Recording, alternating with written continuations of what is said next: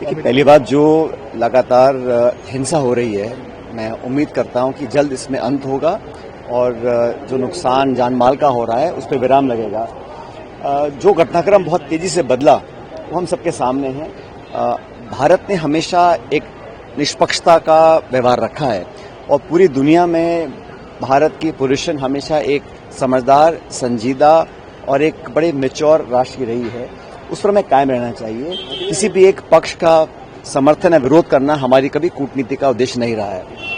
जहां तक जो एक्शन हुआ है अमेरिका के माध्यम से, वो ना तो संयुक्त राष्ट्र का है और ना ही किसी एलाइज का है। सो मोटो अमेरिका ने आक्रमण किया और हम लोगों को, खासकर जो हमारे जो तटीय इलाके हैं, वो जो इंटरनेशनल वाटर्स हैं या हमारे खुद के जो शोर्स हैं, वहां पर जो ये हवाई समुद्री जहाज को गिराया गया है, ये मैं समझता हूं कि इस पर हमारी सरकार को और देश को कोई स्टैंड लेना चाहिए, क्योंकि युद्ध कहीं और हो रहा है और किसी कारणवश हमारे क्षेत्र में, हमारा जो क्षेत्रफल है, जो हमारा एरिया ऑफ इन्फ्लुएंस है, उसमें अगर इस प्रकार वन साइडेड एक्टिविटी होगी तो कहीं ना कहीं भारत की जो टेरिटोरियल इंटेग्रिटी है, भारत का जो निष्पक्ष स्टैंड रहा है, और हम लोग कुछ नहीं कहेंगे इस बात पर, मुझे लगता है ये चुप्पी जो है ये गलत है। भारत ने हमेशा सही को सही कहा है, गलत को गलत कहा है।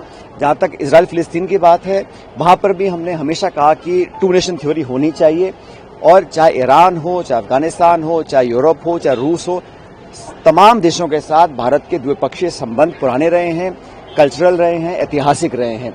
हमें अपनी कूटनीति, अपना सेल्फ इंटरेस्ट और भारत का जो परंपरागत तरीके से निष्पक्षता का आचरण रहा है, उससे हटना नहीं चाहिए। देश में अनेक प्रकार की सरकारें बनी हैं, कांग्रेस और गैर कांग्रेस में भी बहुत से प्रधानमंत्री रहे, लेकिन पहली सरकार मैं देख रहा हूं कि किसी न किसी दबाव में है।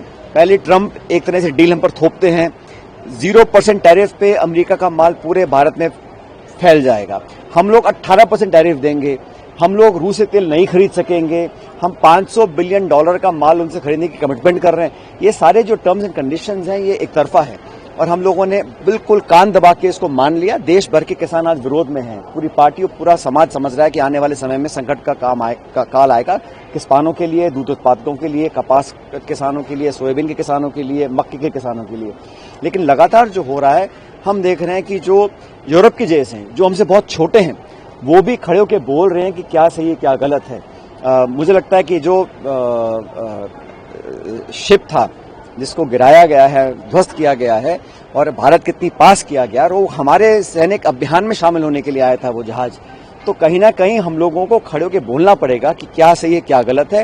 लेकिन लगातार विदेश मंत्रालय, रक्षा मंत्रालय, भारत सरकार की जो चुप्पी है उसको दुनिया देख रही है और ये हमारे देश के हित के लिए सही नहीं है। सर, नीतीश कुमार जी का एक ट्वीट आया है राज्यसभा में जाने की इच्छा जाहिर करी, किस तरह देखते हैं आप? देखिए, ये तो समझ में नहीं आ रहा मेरे को कि आपने चुनाव लड़ा, अपने चेहरे पर लड़ा, वोट बटोर लिए, जनता ने आपको चुनकर भेजा, अब आप विड्रॉ कर रहे हैं, किसके दबाव में कर रहे हैं, क्या अच्छा से कर रहे हैं या मन मार के कर रहे हैं, इनका कुछ पता नहीं। और नीतीश जी ने वैसे भी कई बार, बहुत बार अपना मन बदला है, कभी इस पाले में कभी उस पाले में। अब सुनने में आया कि वो दिल्ली आ रहे हैं। बिहार में क्या होगा, क्या दोबारा भाजपा वहां पर उनको दबाव बनाकर सत्ता हासिल करेगी, मैं नहीं कह सकता हूं। लेकिन जो कुछ भी हो रहा है, ये जनता को धोखे में रखकर किया गया है। अगर आप 6 महीने पहले बोल देते कि मुझे राज्यसभा में जाना है, तो हो सकता है परिणाम कुछ और आते बिहार के। तो कुछ लोग अभी भी खाड़ी रेसों में फंसे हुए हैं, वीडियो सामने आ रहे हैं कि वो मदद। बिल्कुल, मुझे लगता है कि भारत सरकार को कोई भी कसर नहीं छोड़नी चाहिए। अगर हमारा एक भी भारत का नागरिक विदेश में फंसा है, उस खाड़ी क्षेत्र में फंसा है, तो उसको सुरक्षित लाने की जिम्मेदारी हम लोगों की है। बाकी अन्य देश बहुत प्रयास कर रहे हैं और हम लोगों को, क्योंकि हमारे संबंध सबके साथ हैं, हमारी दुश्मनी किसी के साथ नहीं है, तो हमारे जो नागरिक वहां फंसे हुए हैं, खासकर राजस्थान से बहुत सारे लोग अलग अलग देशों में हैं, उनके मैसेजेस भी आ रहे हैं।